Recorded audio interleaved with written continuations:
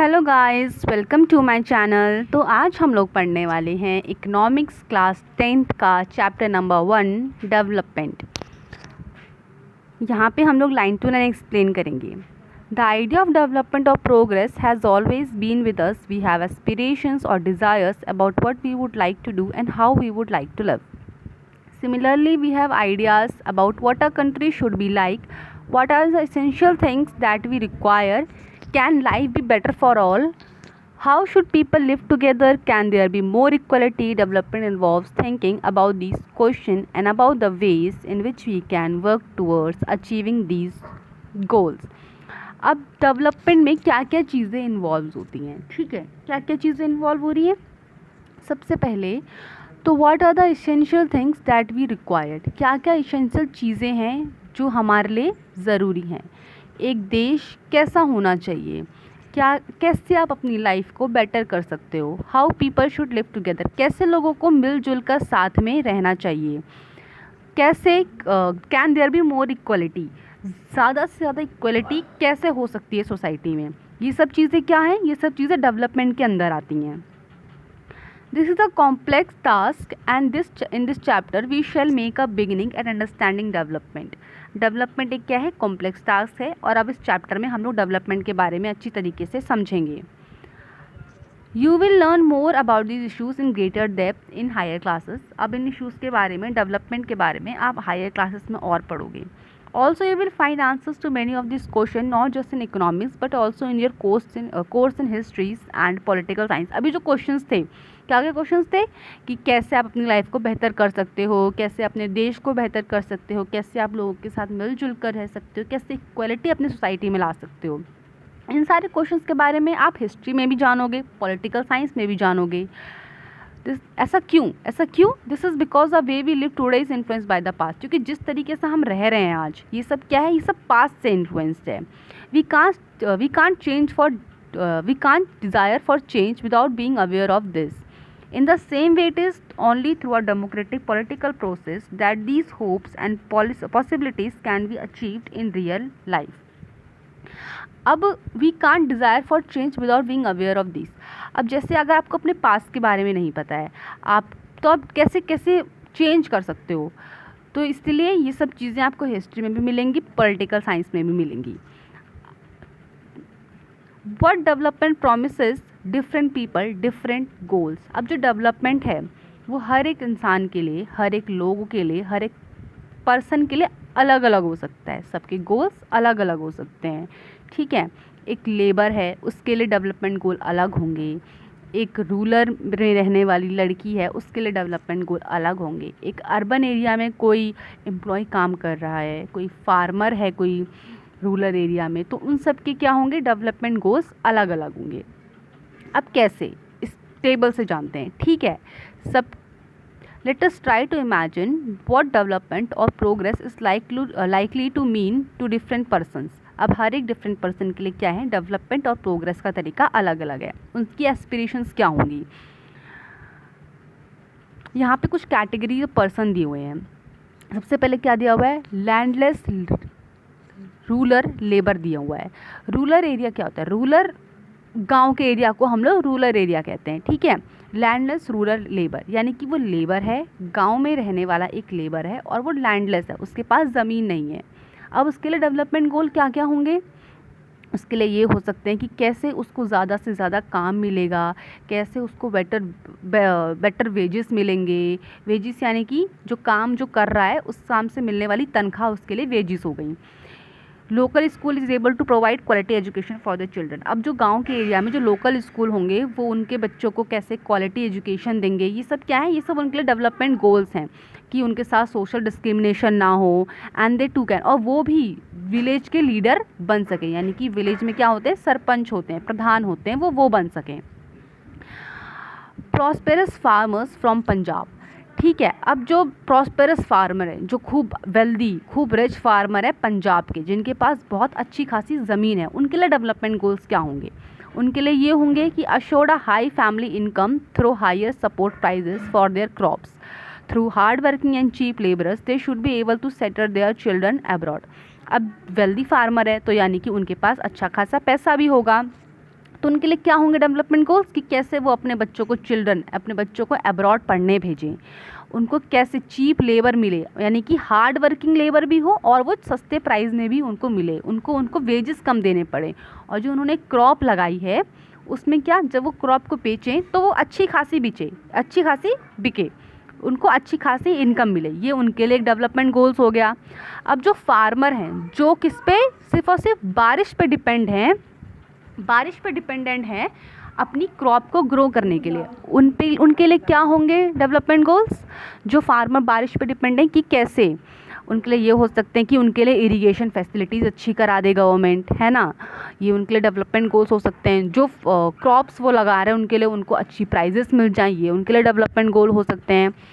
एक rural women है, ठीक है, from a land owning family, उसके लिए क्या होंगे कि भाई उसको भी इक्वलिटी हो सोसाइटी में, उसको भी वही दर्जा मिले जो एक आदमी को मिलता है, ये उसके लिए डेवलपमेंट गोल्स हो गए।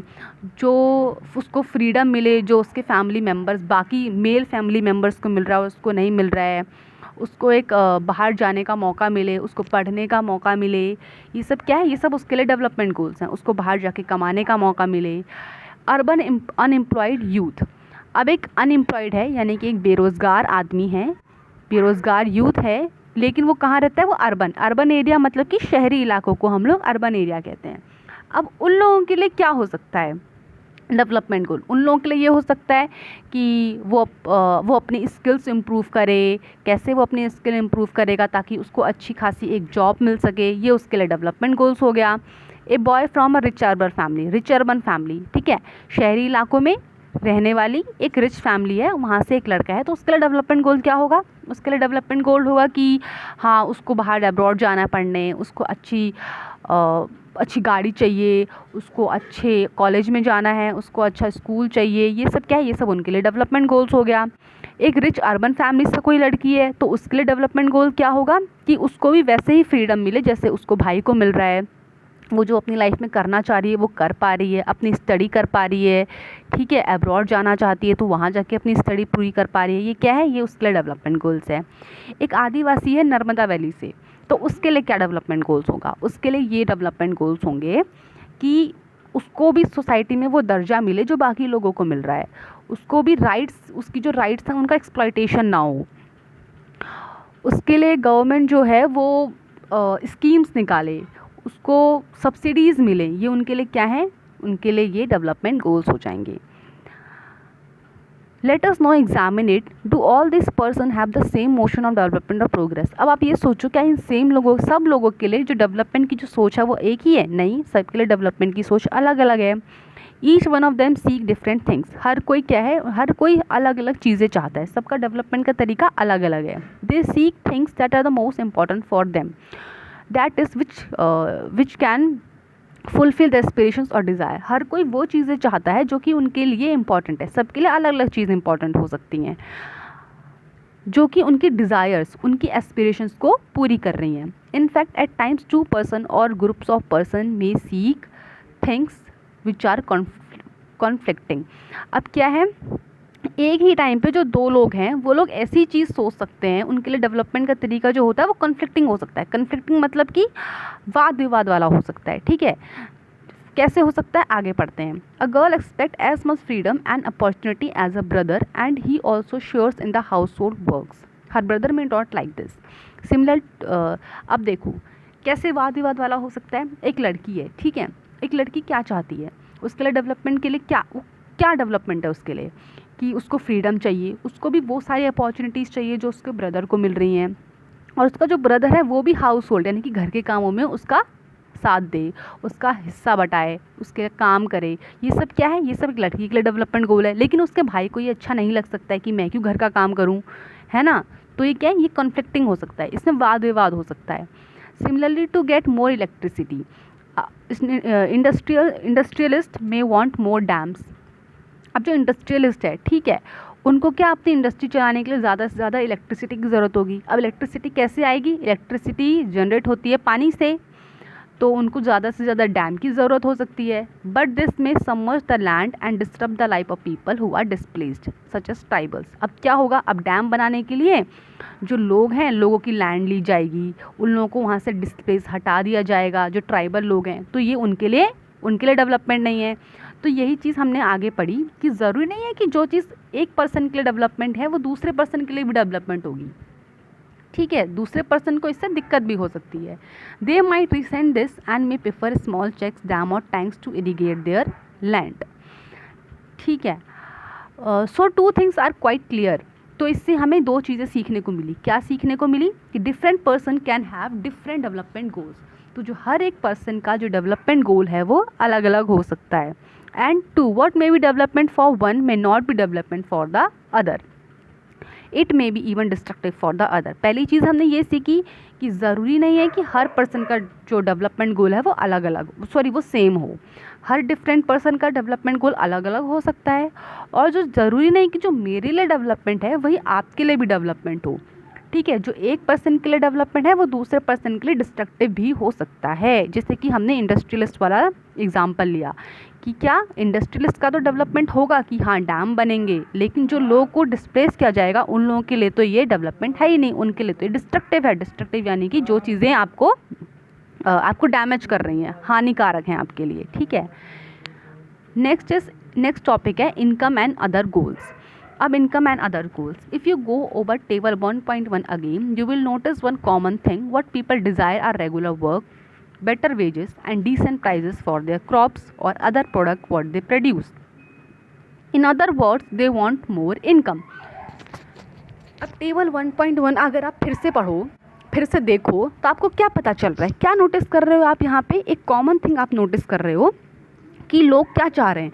लोग चाह रहे हैं रेगुलर वर्क, ठीक है, उनको हमेशा काम मिलता रहे, उनको अच्छी वेजेस, अच्छी तनख्वाह मिले, ठीक है। उनके प्राइजेस के लिए क्या जो क्रॉप्स वो उगा रहे हैं उनके लिए अच्छा प्राइस मिले, ठीक है। और other products that they produce, यानी कि कोई भी क्रॉप उगा रहे हैं या कोई भी प्रोडक्ट उगा रहे हैं और जो प्रोड्यूस कर रहे हैं उसके लिए उनको अच्छा प्राइस मिले। इन अदर वर्ड्स हम कह सकते हैं कि लोगों को क्या चाहिए, लोगों को ज़्यादा से ज़्यादा इनकम यानी कि पैसा चाहिए। Besides seeking more income, one way or the other people also seek things like equal treatment. अब इनकम तो चाहिए ही चाहिए, इनकम तो इम्पॉर्टेंट है ही, लेकिन इनकम के साथ साथ और भी कई चीज़ें हैं जो कि आपको चाहिए होती हैं। जैसे कि क्या चाहिए होती है, आपको चाहिए होता है इक्वल ट्रीटमेंट सोसाइटी में, फ्रीडम चाहिए होता है, सिक्योरिटी चाहिए और रिस्पेक्ट चाहिए दूसरों से, ठीक है। ये चीज़ें भी इक्वली इम्पॉर्टेंट हैं। They resent discrimination. All these are important goals. In fact, in some cases, these may be more important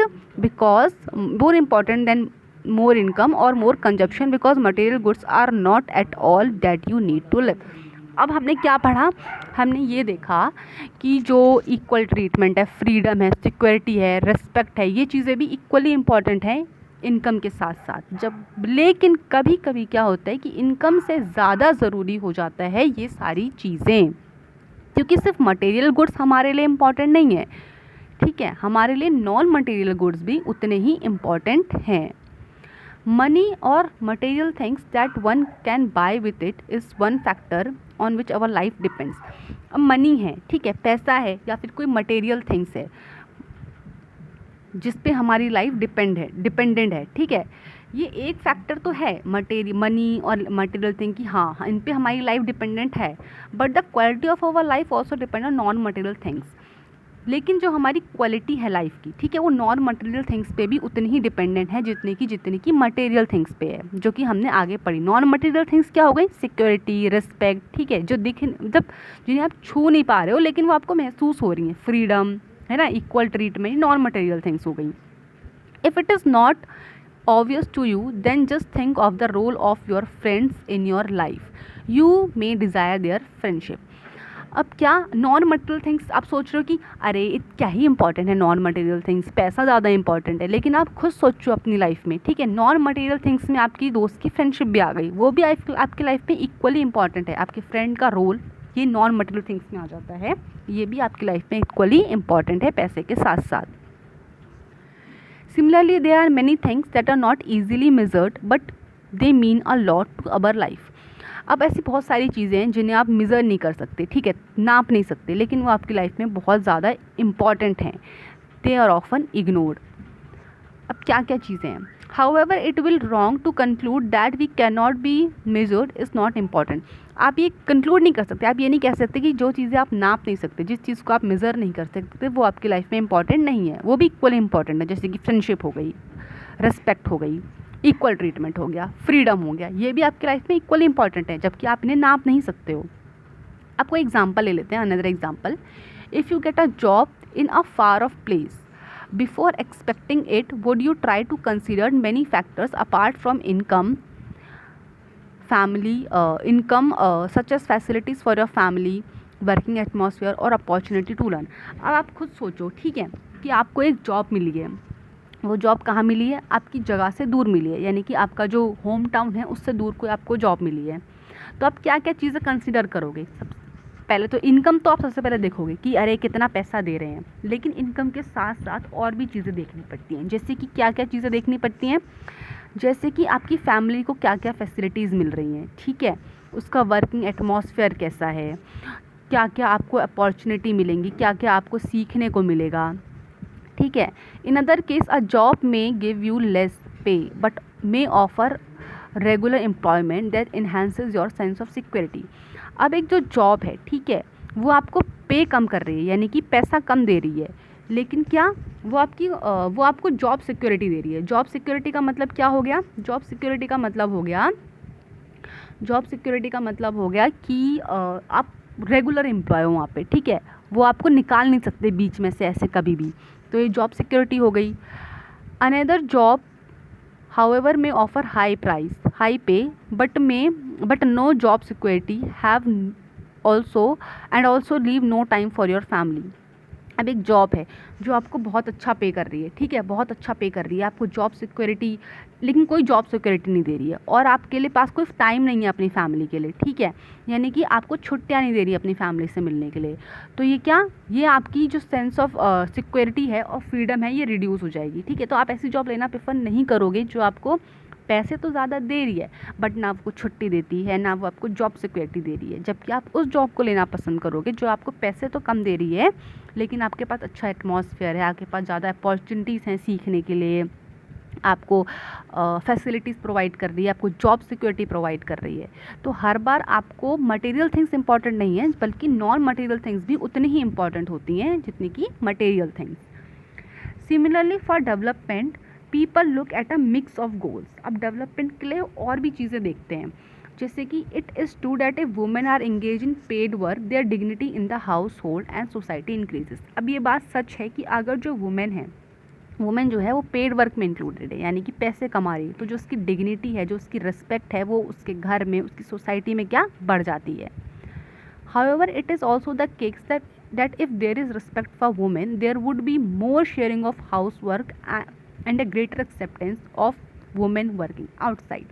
अब ये भी देखा गया है कि अगर कोई वुमेन है, ठीक है, वो अच्छा कमा रही है, तो क्या उसके हाउसवर्क में भी लोग उसकी मदद करते हैं, घर के कामों में, ठीक है, उसको सोसाइटी एक्सेप्ट भी कर रही है जो कि बाहर काम कर रही है, और उसको सेफ़ और सिक्योर एनवायरनमेंट भी मिल रहा है वुमेन को, ठीक है, to take up a variety of jobs और रन अ बिजनेस, कि वो क्या जॉब भी कर सके और बिजनेस भी कर सके। Has the developmental goals that people have are not only a better income but also about other important things in life. अब इस चीज़ से हमें क्या सीखने को मिला कि जो डेवलपमेंट गोल्स हैं वो क्या है, सिर्फ और सिर्फ बेटर इनकम नहीं है, बल्कि अदर इंपॉर्टेंट थिंग्स भी हैं आपकी लाइफ में। ये सारी चीज़ें मिला के ही आपका डेवलपमेंट पूरी तरीके से होता है। अब नेक्स्ट टॉपिक है हमारा नेशनल डेवलपमेंट। नेशनल डेवलपमेंट क्या है? If as we have seen above, individuals seek different goals and their notion for national development is likely to be different। हमने आगे ऊपर पढ़ा कि जो हर एक इंडिविजुअल के जो डिफरेंट गोल्स होते हैं, डिफरेंट डेवलपमेंट के गोल्स हैं, तो जो नेशनल डेवलपमेंट का जो उनका सोचने का तरीका है कि देश का डेवलपमेंट कैसे होगा, वो भी अलग अलग हो सकता है। Discuss among yourself on what India should do for development. More likely you would find that different students in the class have given different answers to the above question. In fact, you might yourself think of too many different answers and not be too sure of these. It is very important to keep in mind that different persons could have different as well as conflicting notions of a country's development. अब आप खुद सोचो, ठीक है, कि एक country का development कैसे हो सकता है. सबके अलग अलग आंसर हो सकते हैं. It is very important to keep in mind that different person could have different as well as completely. हर एक पर्सन का सोचने का तरीका अलग अलग हो सकता है कि कैसे एक कंट्री का डेवलपमेंट होगा. However, can all the ideas be considering equally important, or if they are conflict, how does one decide? What would be a fair and just part of all? We also have to think whether there is a better way of doing things. What the idea benefit a large number of people only for a small group? National development means thinking about these questions. अब हम national development के बारे में आगे पढ़ते हैं. How to compare different countries और states. और डिफरेंट कंट्रीज जो दूसरे देश हैं और स्टेट हैं, कैसे कंपेयर करोगी कि कौन सा देश डेवलप्ड है और कौन सा देश डेवलप्ड नहीं है. You might ask if development can mean different things. How come some countries are generally called developed and other underdeveloped. आप कैसे कह सकते हो कि कुछ देश जो हैं वो डेवलप्ड हैं, कुछ देश जो हैं वो अंडर डेवलप्ड हैं. Before we come to this, let us consider another question. When we compare different things, they could have similarities as well as differences. जब आप किसी दो चीज़ को कंपेयर करते हो तो क्या उसमें सिमिलैरिटीज़, कुछ चीज़ें एक जैसे भी होती हैं, कुछ अलग अलग भी होती हैं. Which aspects do we use to compare them. Let us look at students in the class. अब अपनी क्लास के बच्चों को ही देख लो. How to compare different student. आप डिफरेंट स्टूडेंट्स को कैसे कंपेयर करते हो? कैसे कंपेयर करते हो? उनकी हाइट के बेसिस पे कंपेयर किया जाता है, उनकी हेल्थ के बेसिस पे, उनके टैलेंट के बेसिस पे और उनके इंटरेस्ट के बेसिस पे. The healthiest student may not be the most studiest one. ज़रूरी नहीं कि आपकी क्लास में जो हेल्दीएस्ट बच्चा है, ठीक है, जिसकी हेल्थ सबसे अच्छी है, वो सबसे ज़्यादा पढ़ाकू होगा, या जो सबसे ज़्यादा इंटेलिजेंट बच्चा है वो सबसे ज़्यादा फ्रेंडली होगा. तो आप कैसे कंपेयर कर रहे हो उनको? The criterion we may use depends on the purpose of comparison. We use different criterion to choose a sports team, a debate team, a music team, or a team to organize a picnic. Still, if for some purpose we have to choose a criterion for all round progress for children in the class, shall we do it? Usually we take one or more important characteristics of persons and compare them based on their characteristics. आप क्या? Usually we take one or more important characteristics to compare. आप किसी को compare करते हो तो क्या एक या फिर एक से ज़्यादा कैरेक्टरिस्टिक्स भी ले सकते हो किसी को कंपेयर करने के लिए. Of course there can be differences about what are important characteristics and should form the basis of comparison. Friendliness, spirit of corporation, creativity or marks secured. कैसे कंपेयर करोगे कि कौन कितना फ्रेंडली है, कौन कितना क्रिएटिव है, कितने मार्क्स सिक्योर किए हैं. तो इन सब की अलग अलग कैटेगरी बनाई जाएंगी, उसके बाद आप उनको कंपेयर करोगे. This is true for of development too. For comparing countries, अब वैसे ही कंट्रीज को कैसे कंपेयर करोगे? Their income is consider to be one of the most important attributes. ठीक है, कंट्री को कंपेयर करने के लिए सबसे ज़्यादा इंपॉर्टेंट एट्रीब्यूट जो होता है वो होती है एक किसी कंट्री की इनकम. ठीक है, countries with higher income are more developed than other with less income. अब जो कंट्री जो है वो ज़्यादा इनकम कमा रही है, ठीक है, जिस कंट्री की इनकम ज़्यादा है उसको आप क्या कहोगे? मोर डेवलप्ड कहोगे देन द कंट्री जिनकी लो इनकम है. This is based on the understanding that more income means more of all things that human brings need. अब मोर इनकम का मतलब क्या हो गया? मोर इनकम का मतलब हो गया कि more of all the things that human beings need. अब आप ज़्यादा इनकम कमा रहे हो तो आपकी नीड्स भी ज़्यादा हो जाती हैं, आपके खर्चे भी ज़्यादा हो जाते हैं. Whatever people like and should have they will able to get with greater income. जो चीज़ें आपको पसंद हैं वो आप उनको खरीद सकते हो अपनी ग्रेटर इनकम के साथ. तो greater income itself is consider to be a important goal. इसीलिए ग्रेटर इनकम क्या है? एक इम्पॉर्टेंट गोल है, क्योंकि अगर आपके पास इनकम है, पैसे हैं, तो आप अपनी हर मनपसंद चीज़ को खरीद सकते हो. Now what is the income of a country? Intuitively, the income of the country is the income of all the residents of the country. This gives us the total income of the country. अब किसी की country की income क्या होती है? Income का मतलब हो गया कि कंट्री की इनकम का मतलब हो गया कि उस कंट्री के जितने भी रेसिडेंट्स हैं, जितने भी लोग हैं, वो सारे लोग मिलकर जितना कमा रहे हैं वो उस कंट्री की क्या हो गई? टोटल इनकम हो गई। However for comparison between countries total income is not such an useful measure. अब जब आप दो कंट्री को कंपेयर कर रहे हो तो सिर्फ और सिर्फ आप टोटल इनकम को तो नहीं ले सकते ना, क्योंकि क्या हर कंट्री की जो है वो पॉपुलेशन अलग अलग है, ठीक है, हर कंट्री की पॉपुलेशन अलग है, सबकी इनकम अलग है, तो फिर कैसे कैसे कैसे आप लोगों को कैसे आप उसको कंपेयर करोगे।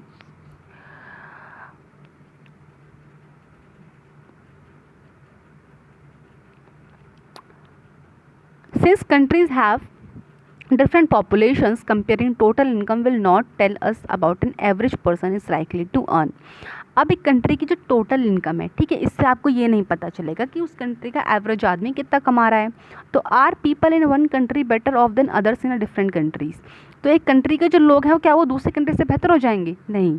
तो हम कैसे कंपेयर करेंगे किसी कंट्री को कि वो डेवलप्ड है या फिर अंडर डेवलप्ड है? कैसे करेंगे? उस कंट्री की एवरेज इनकम से कंपेयर करेंगे, एवरेज इनकम, या फिर आप उसको पर कैपिटा इनकम भी कह सकते हो।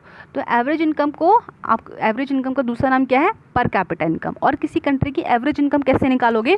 किसी भी कंट्री की एवरेज इनकम निकालने के लिए आपको क्या करना पड़ेगा? आपको जो टोटल इनकम है कंट्री की, ठीक है, कंट्री की जो टोटल इनकम है उसको क्या करोगे? उसको डिवाइड करोगे किसी भी कंट्री की टोटल पॉपुलेशन से। ये एवरेज इनकम का फॉर्मूला होता है। एवरेज इनकम का फॉर्मूला क्या है? Total income divide by total population. ये आपका एवरेज इनकम हो गया, ठीक है। और एवरेज इनकम का दूसरा नाम क्या है? Per capita income.